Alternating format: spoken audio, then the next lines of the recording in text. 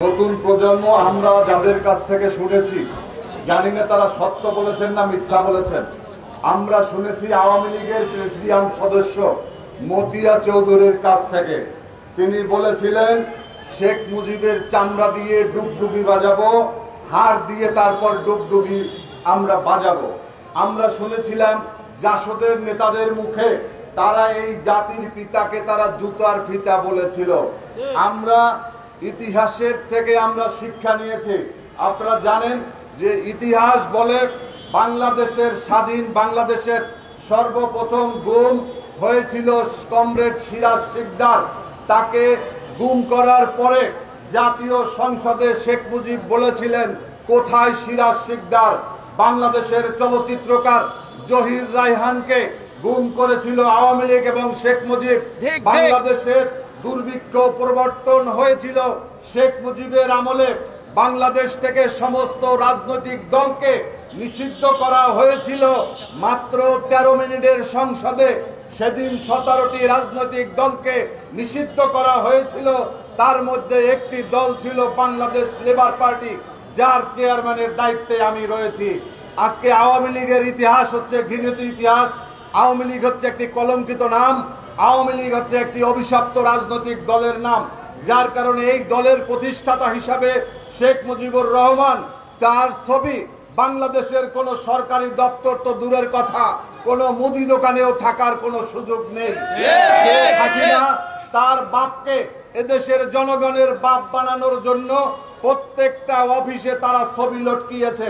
বাংলাদেশের সংবিধানকে, আপনারা যারা এই সংবিধান সম্পর্কে অবগত, আপনারা দেখেছেন সংবিধানের শুরু থেকে শেষ পর্যন্ত মনে হয় যেন এই মুজিব কন্যা এবং মুজিব পরিবারের বন্দনায় ভরা ছিল। এটা একটা দেশের সংবিধান হতে পারে না, এটা একটা দলীয় সংবিধানও হতে পারে না। আমার বিশ্বাস এটা আওয়ামী লীগের সংবিধান হওয়ার যোগ্যতা রাখে না। তাই আমরা বলতে চাই এই সংবিধান এটা ঘৃণিত সংবিধান। এই সংবিধানকে পরিবর্তনের জন্য আমরা দীর্ঘ 17টি বছর গণতান্ত্রিক যে আন্দোলন করেছি, যার ধারাবাহিকতায় বিগত 5ই আগস্ট ছাত্র জনতার বিপ্লব হয়েছে। এই বিপ্লবের দাবি, আজকে দেওয়াল লিখনের দাবি হচ্ছে এই সংবিধান পরিবর্তন করে জনগণের সংবিধান বাস্তবায়ন করতে হবে। বন্ধুরা, আজকে আমরা আমাদের এখান থেকে একটা 24 ঘন্টার আলটিমেটাম দেওয়া হয়েছে। শুধুমাত্র আলটিমেটাম দিয়েই কিন্তু শেষ করলে হবে না, প্রত্যেকটা অফিসে অফিসে অভিযান চালাতে হবে। শেখ মুজিবের কোনো ছবি কোনো অফিস আদালতে থাকতে পারবে না।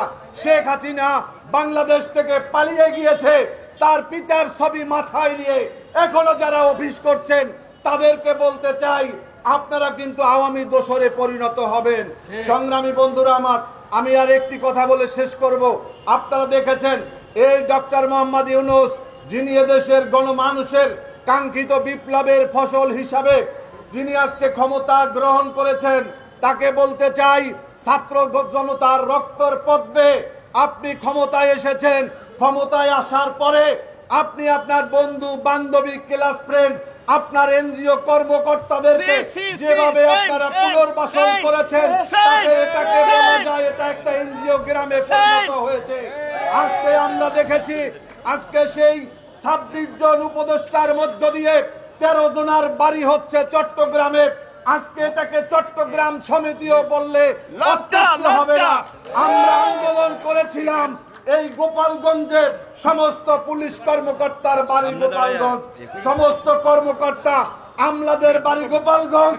সেখান থেকে গোপালগঞ্জ থেকে আজকে চট্টগ্রাম সমিতি করার জন্য আমার লেবার পার্টির নেতা আবুল মিয়া, ছাত্র মিশন নেতা নাইম হাওলাদার সহ এদেশের হাজার হাজার ছাত্র জনতা তারা শাহাদাত বরণ করে নাই।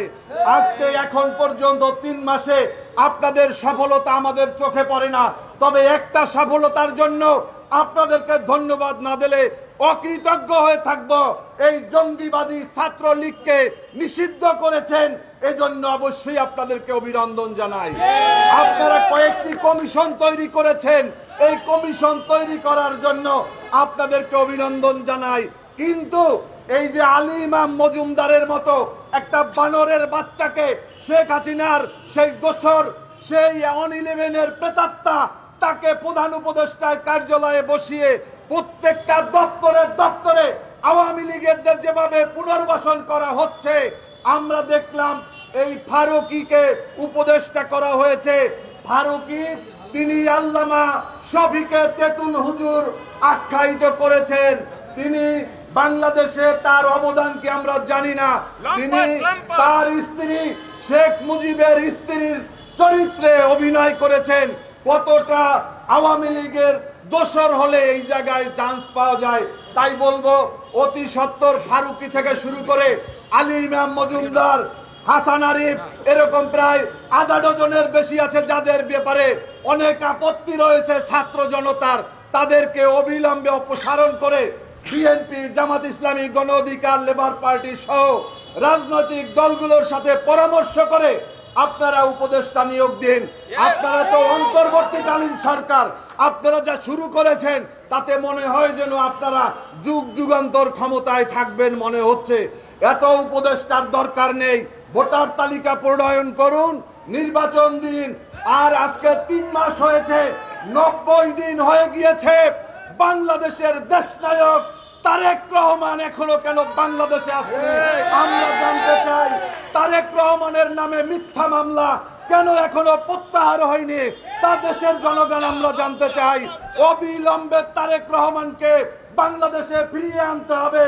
আন্দোলন সংগ্রামের 17 বছরে যত মিথ্যা মামলা হয়েছে, যত গায়েবী মামলা হয়েছে, সমস্ত মামলা উদ্ধার করতে হবে। আমাদের এখনো আদালতে গিয়ে হাজিরা দিতে মন চাচ্ছে না। আমরা চাই না বিপ্লব করার পরেও আদালতের বারান্দায় ঘুরে বেড়াবো। আপনাদের সবাইকে ধন্যবাদ। বাংলাদেশ জিন্দাবাদ।